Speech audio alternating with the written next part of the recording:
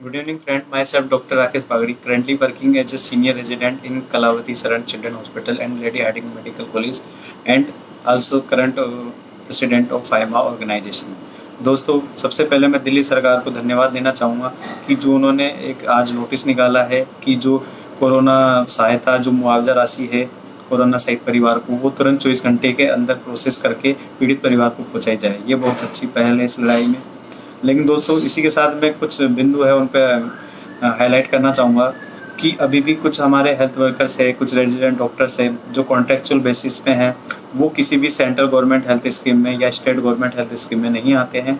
तो ऐसे ऐसे जो रेजिडेंट डॉक्टर हैं हमारे जो भाई बंधु हैं, वो जब भी इस बीमारी से पीड़ित हो रहे हैं या संक्रमित हो रहे हैं, जो अपनी जान कई बार मौत और ज़िंदगी के बीच में संघर्ष कर रहे हैं, तो वो सारा खर्चा अपनी जेब से दे रहे हैं। सरकार की ओर से उन्हें कोई सहायता मुआवजा नहीं मिल रहा है, ना कोई सरकार उनकी सुध ले रही है।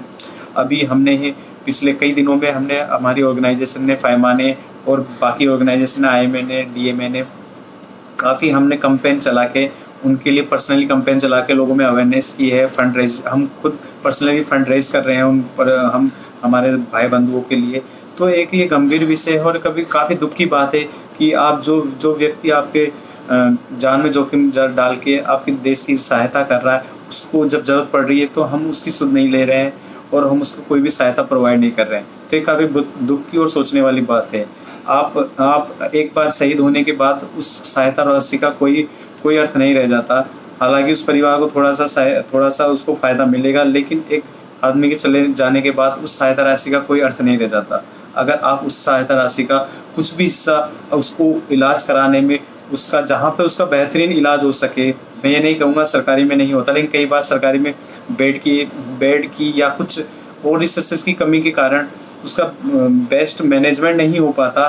तो जहाँ पे उसको बेस्ट मैनेजमेंट मिल सके वहाँ प्रोवाइड कराए। मैं दोनों सरकारों से यही अपील रहेगी मेरी कि उसको उस क्षण में उसको जहाँ पे बेहतरीन उसका मैनेजमेंट हो, उसका खर्चा पूरा सरकार उठाए। उसको जो सहायता राशि आप मरने के बाद दे रहे हैं, उसको उसका कुछ हिस्सा भी अगर उसको पहले देंगे तो हो सकता है हम कई जानें बचा सके और इस देश से कई डॉक्टरों को बचा सके। क्योंकि जब भी एक डॉक्टर जाता है तो वो केवल एक परिवार का एक बेटा नहीं जाता है, काफ़ी लोगों का आसरा जाता है। काफ़ी जो मरीज वो भविष्य में जिनका इलाज कर सकता है, काफ़ी देश का वो बर्डन जो हेल्थ केयर पे बर्डन है, उसको वो एक तरह से आप ये मान लीजिए उसको कम कर सकता है इन फ्यूचर में। तो वो आप एक तरह से एक बर्डन देश में बढ़ेगा। अगर एक भी डॉक्टर जाता है तो हज़ारों मरीजों का बर्डन बढ़ेगा इन फ्यूचर। तो आप उस सिरे से भी देख सकते हैं कि एक डॉक्टर का जीवन का कितना मूल्य है। तो मैं दोनों सरकारों से यही अपील करूँगा कि आप इस बिंदु पे जल्दी से जल्दी विचार विमर्श करें और जल्दी से जल्दी कोई योजना बना के ऐसे जो भी हमारे पीड़ित बंधु हैं, जो मौत और ज़िंदगी से संघर्ष कर रहे हैं, उनकी सहायता करें, उनके परिवार का सहारा बने।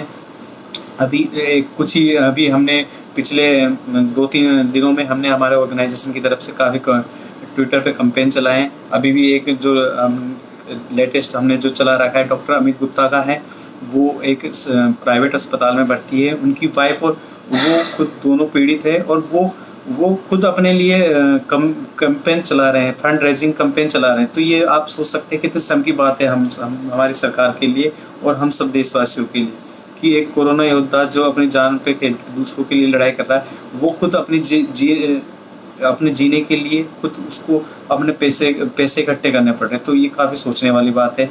तो मेरी सभी सरकार से यही दरख्वास्त रहेगी, यही अपील रहेगी कि आप तुरंत इस बिंदु पे तुरंत कार्रवाई करें और जल्दी से जल्दी कोई निष्कर्ष पे पहुँचे ताकि हमारे कोरोना वायरस को समय रहते बचाया जा सके और इस देश में एक हेल्थ सिस्टम पे जो फ्यूचर में बर्डन क्रिएट हो सकता है उसको रिड्यूस की जा सके।